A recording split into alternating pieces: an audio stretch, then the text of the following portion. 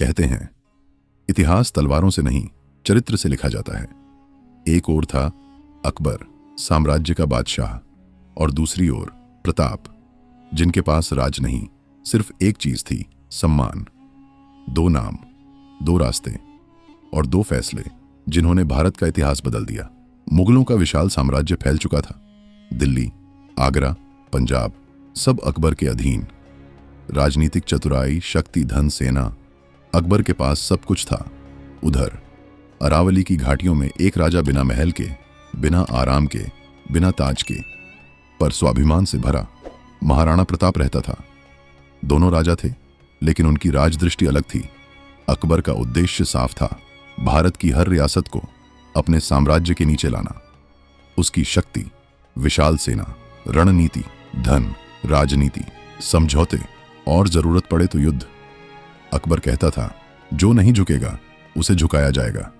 उसे साम्राज्य चाहिए था, भले उसके लिए दौलत बहानी पड़े या खून। प्रताप की सोच बिल्कुल विपरीत थी। उन्हें भूमि चाहिए थी, न महल न विलास।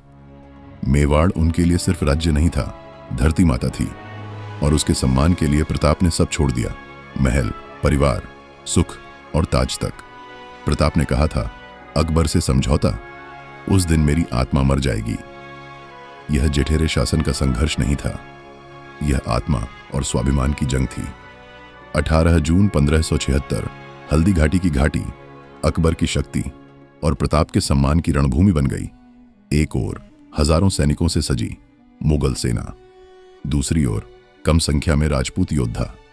संख्या अकबर के पक्ष में थी, पर जज्बा प्रताप के साथ।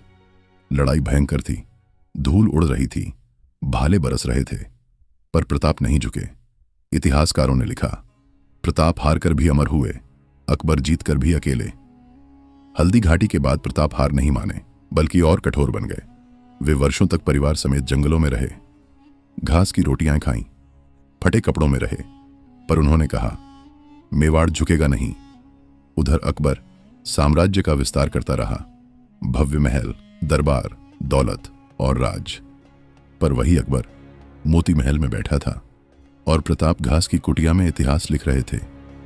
धीरे धीरे प्रताप ने मेवाड़ का बड़ा हिस्सा वापस जीत लिया, क्योंकि युद्ध तलवार से नहीं, इरादे से जीते जाते हैं।